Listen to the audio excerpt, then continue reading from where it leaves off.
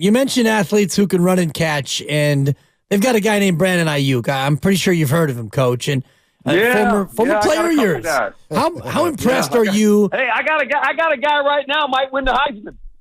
Oh yes. Yeah. Oh, we know. He was at LSU. He was throwing it to Ayuk every once in a while. Yeah, he sure was. And now you're looking at Brandon Ayuk and what he's doing for this Niner team. How impressed are you by his development from when you had him in college to him now being one of the best receivers in the league? Well, he's a pro, and I think he's gone to the right organization to help him with that. I think in his early career, there was some concern at times about how he went about working and his work ethic. Well, obviously, that has changed dramatically, and you got to give Coach Shanahan a lot of credit for that. But I think he's a guy now that he's made a name for himself in this league, and I'm happy for him. I really am. Herm, obviously your time with the Eagles is of interest when we look at this game coming up this week, because as the week goes on, the chirping is going to rise and the players are feeding into it some. So give us a sense, at least through your eyes and ears, how Eagles fans are different. Oh, you learn that when you become an Eagle. And I grew up on the West Coast, right? I grew up actually a Cowboy fan. I was a Tom Landry, Bob Hayes. That's that era when I grew up, right? And I wanted to play for the Cowboys, and I wore number 22 in high school and college. I was going to play for the Cowboys. And then all of a sudden you mess around and you go to the Philadelphia Eagles as a rookie. Within 2 days, I figured something out real fast. You can't like the Cowboys. That's one team you cannot like. You cannot like the Cowboys. But it's a place that sports is important to them in Philadelphia. It's very important to them. They have a fan base that is very passionate.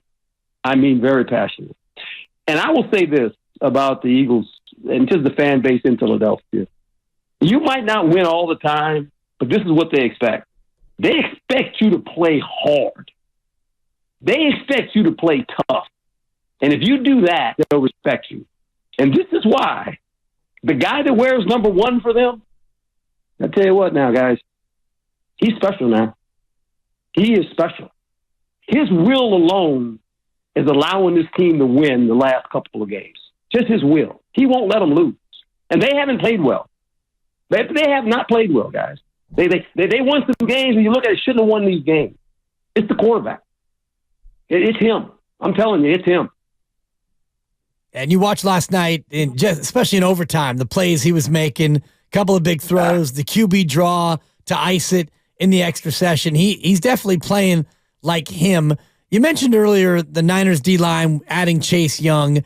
How does that match up against an Eagles offensive line that's got 5 grown men across the line now, Herm? It's going to be a great matchup now. I mean, it's and the 49ers are a physical football team, and they like that. I mean, last year's game was a little bit, they got caught off guard. They were playing handicapped a little bit in the fact they lost the quarterback early in that championship game. So I think you have a motivated San Francisco team.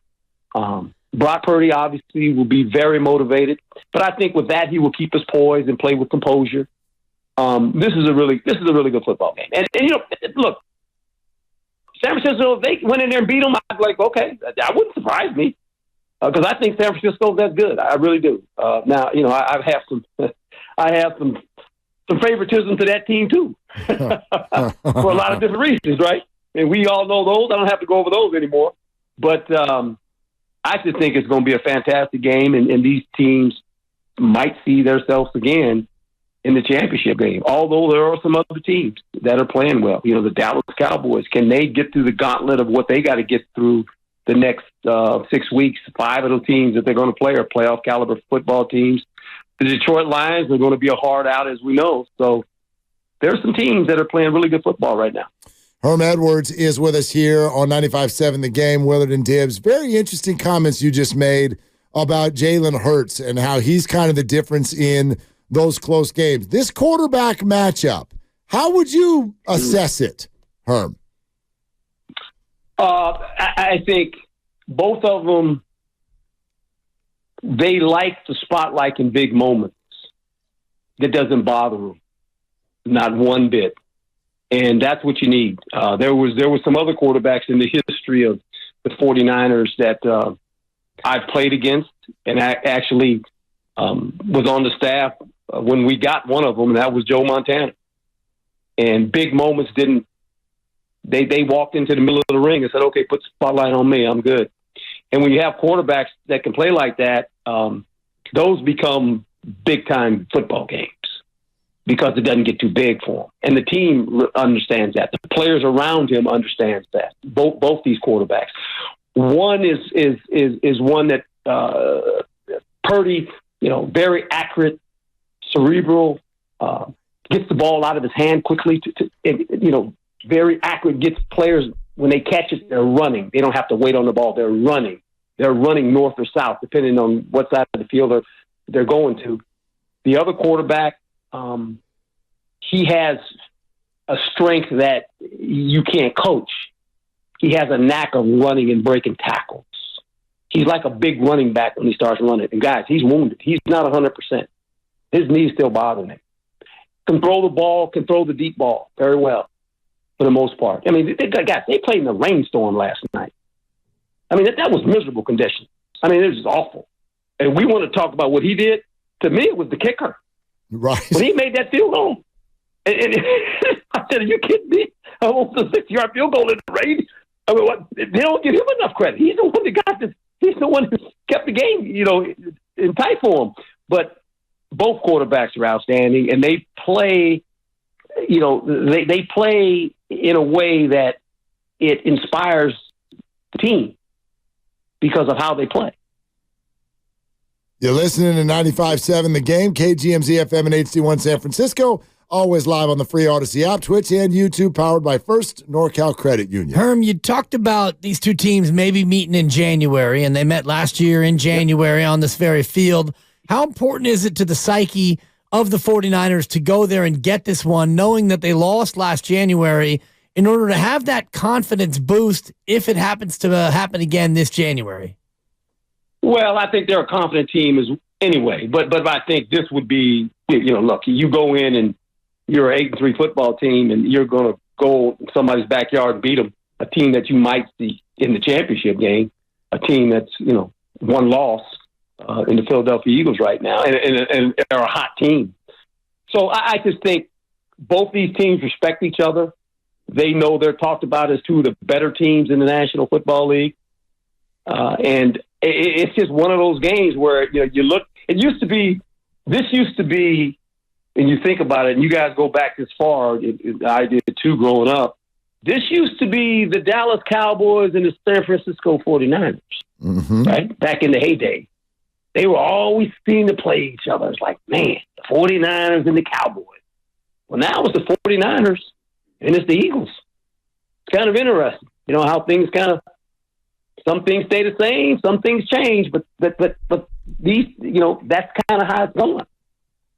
Herm, I tell you what is on the minds of most 49er fans, and it's home field. And I mean that in terms of this weekend, like the surprise that the Niners are favored in the game, and then combined with the backdrop of if they do play again in January, who gets to have the game at home. In your mind, for this particular matchup, home field means what?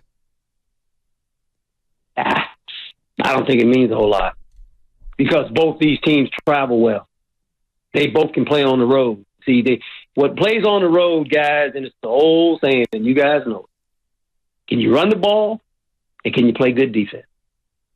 Both these teams have it. They can do that. That's why the record is what it is. Look, the 49ers had a little, they had a little lull there. Now, rightly so. A couple of their star players were out. All right, so that, and people say it doesn't matter. It matters. Oh, it matters. And there's a reason why they're starters. This is not, everybody gets to play. There's a reason they're starters. And when you lose a couple of those guys, that affects you. Well, now both these teams, for the most part, are healthy. And I think you love to have home field advantage. I mean, that's what you play for all year. You know, you have the home field, you have the crowd, you have the atmosphere. But sometimes, you know, that can be a burden too. I think both these teams, it doesn't matter where they play, where they go, who they play. When you know how to win and you feel like, you know, we can do this, it doesn't matter. I mean, they're that good. So it's health more important than location for you, Herm? No doubt. There's no doubt. You want your player. You want your star players. Look, think about this. The journey started in the offseason. Everybody starts from the draft, and then you build.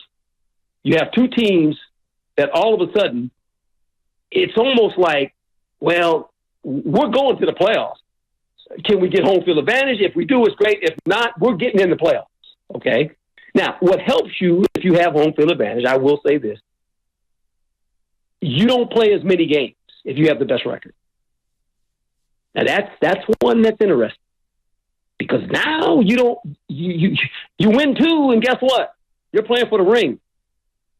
You got the best record. You're playing for the ring, right? You don't have to go through them gauntlet of games, because when you get in the playoffs, there's good teams. And hopefully you're healthy when you get there. That has a lot to do with it too. Herm, we know that you are very good friends with John Lynch. And you were talking earlier about the quarterback situation and how much you love both of these guys. I wonder what you'd suggest to him in terms of how much he should love his quarterback. Like, it's one thing to love Brock Purdy when he's making $800,000. Like, what would you tell John in a couple years if things keep going the way they're going? Look, all I know is this. You know, look, John and Coach Shanahan, they've built a pretty good team and a roster. They were smart enough to draft this guy, right? They drafted him. He's still sitting there. A lot of people could have drafted him in that late round. They took him. Now, did they know he was going to be like this? I don't know. But he had potential enough to say, this guy will fit the system. He will fit what we want to do. When it comes to push or shove, I mean, they will do the right thing by the players. It helps when you have a GM that was a former player, right? I mean, that helps you. Because John doesn't know, he doesn't think like that he's got to answer to ownership and all that. But at the end of the day, he's thinking like a player as well. He said, look, I'm going to do what's best for this football team because we have something special here, right? They want this thing to last. I mean, this is not a 1 year, 2 year deal. They want this thing to go on. They're trying to stack.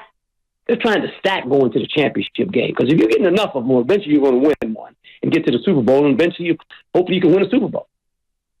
Yeah, you keep knocking on a door. Maybe you get let in. And, you know, Coach, it has me thinking about who's more fortunate. And you got to be in the right position now to get, quote-unquote, lucky. Is John Lynch more fortunate finding Brock Purdy, or is it yourself 45 years ago finding that fumble, bouncing on the Meadowlands turf, and taking it to the house, Coach? Well, I'm more fortunate in the fact that I've never known anything else but football. I can't. And I had lunch with my high school coach. He's about 92 years old right now, and I couldn't thank him enough for teaching me the game of football. Without the game of football, look, it's opened doors for me, giving me more opportunities than I can imagine. I'm indebted to the game. All the players I've coached, played with, the coaches that have coached me. It's a fabulous league. It really is, and it's gotten better. The players are better. I mean, the game's better. It's just, the players are making the money they deserve now, too, by the way. You know, and there's been a lot of players shoulders that they're standing on. And good for them, because the game is a wonderful game. I mean, it's just, guys, we can't get enough football. That Thanksgiving Day game, you know, we had 3 of them, then we turned around and had Black Friday. I mean, if you're a football fan, all day you was watching football. It was like, man, are you kidding me right now? There's nothing better than that on Thanksgiving Day. Besides the turkey and you know, what kind of pies you guys like? You sweet potato or you or your pumpkin pie? We went with the want? pumpkin, Herm. The classic pumpkin for us on Thanksgiving. Yeah, absolutely. Although I don't, Really? I don't mind odd other chocolate desserts. I'm a big chocolate guy, Herm, and I figure, Okay. why not 2 desserts? You can't get enough of dessert now, especially the second helping. That's the best one. Right. Yeah, Herm, I went from wide receiver weight. I'm probably about a right guard right now after Thanksgiving. Hey, look, we need linemen. We know we need linemen. That's important. Coach, we love having you on, man. Thank you so much. Happy holidays, to you and yours, and hopefully we'll talk to you again soon. You guys have a thing. God bless. Okay, there he goes. Coach Herm Edwards right here on Willard and Dibs.